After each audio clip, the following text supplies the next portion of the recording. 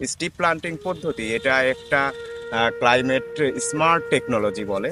তো এটা conservation agriculture মানে সংরক্ষণ কৃষির একটি সুন্দর উপাদান, একটি মেজর উপাদান, যেটাতে একই সাথে সার এবং বীজ পড়ে। আমাদের এখানে বীজের 4টা চেম্বার রয়েছে। এখানে আমরা সরিষা বীজের সাথে আপনার 1:2 অনুপাতে ধানের গুঁড়া গুঁড়া আমরা এখানে মিশাইছি, এবং আমাদের 4টা চেম্বারে আমরা সমান অনুপাতে এটা দিয়ে দেব, সমান মাপে দিয়ে দেব, এবং আমাদের এখানে 4টা লাইনে একসাথে বীজ পড়বে, এবং আমাদের 4টা চেম্বার দিয়ে আমরা ধানের কুড়া এবং সরিষা একসাথে মিশাই দেবো। বড় বীজের জন্য কোনো গুঁড়া মিশাতে হয় না, কিন্তু যেহেতু ছোট ছোট দানা মিহি দানার জন্য আপনার ধানের কুড়ার সাথে মিশাতে হয়, এই জন্যই যে ছোট বীজ তাহলে বেশি পড়বে, অনেক গাছ বেশি গজায় যাবে, সেই জন্য ধানের কুড়া মিশায় নিতে হয়।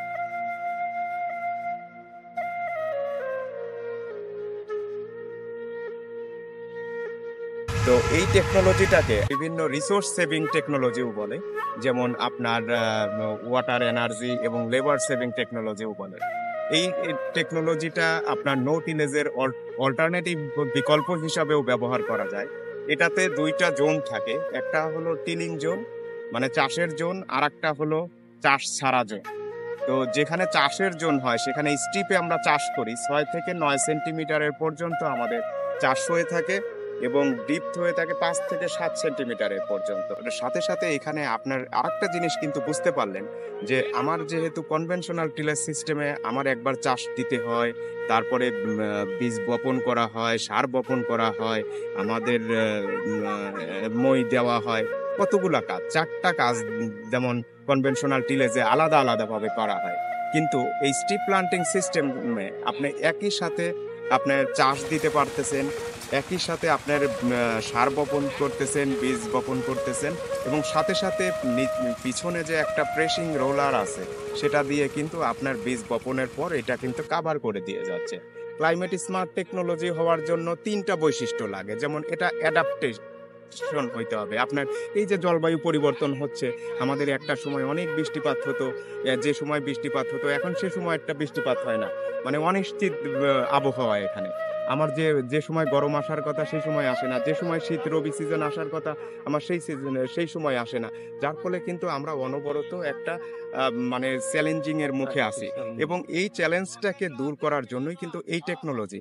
তো এই যে আপনার মানে টেকনোলজিটা এটা তাইলে কি করে, আপনি এই পদ্ধতিতে যখনই চাষ করবেন তখন ওই চাষের যে ফসলটা হয়, ওই ওই ফসলটা আপনার বিভিন্ন যে স্ট্রেস এনভায়রনমেন্ট পরিবেশ আছে সেইটাকে সহনশীল করে রাখে আর কি, ধরে রাখার ক্ষমতা এটার বেশি থাকে। সাথে সাথে এটা আপনার আরো যেটা হচ্ছে যে আপনার এখানে যেহেতু আমি চাষ করতেছি না, পূর্ববর্তী ফসলের আমি খেরটা রেখে দিচ্ছি, তাহলে কি হচ্ছে, মাটিতে অর্গানিক কার্বন বৃদ্ধি হচ্ছে, মাটির উর্বরতা শক্তি বৃদ্ধি হচ্ছে, এবং যার ফলে যে আমাদের যে গ্রিন হাউস গ্যাস, বিভিন্ন বাজে গ্যাস যেটা পৃথিবীটাকে গরম করে ফেলতেছে, যেটা পৃথিবীটা মানে এই যে জলবায়ু পরিবর্তন করে ফেলতেছে, সেই জিনিসগুলো কিন্তু এখানে কম হবে। আমাদের যে মেশিনগুলো রয়েছে এগুলো এক একটা ক্রপের স্পেসিং এক এক রকম।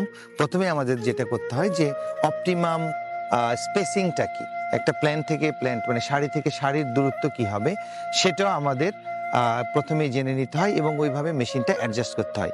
তারপরে এখানে আমরা যেহেতু মেশিনে ফার্টিলাইজেশনটা করি সেটার কিছুটা ক্যালিব্রেশনের প্রয়োজন হয়, সিড রেট ক্যালিব্রেশনের প্রয়োজন হয়।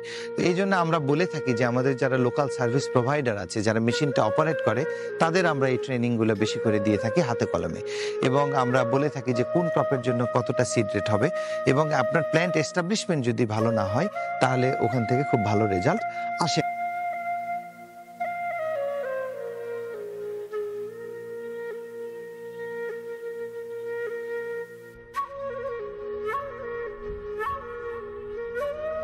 যে স্টিপ পদ্ধতি করলে আমার চাষ খরচটা অনেকটাই কম লাগে, আর আমি সনাতন পদ্ধতিতে করলে 3টা চাষ দিতে হয়, এবং লেবার অনেক বেশি লাগে, সার বপন করতেও অনেক সময় লাগে।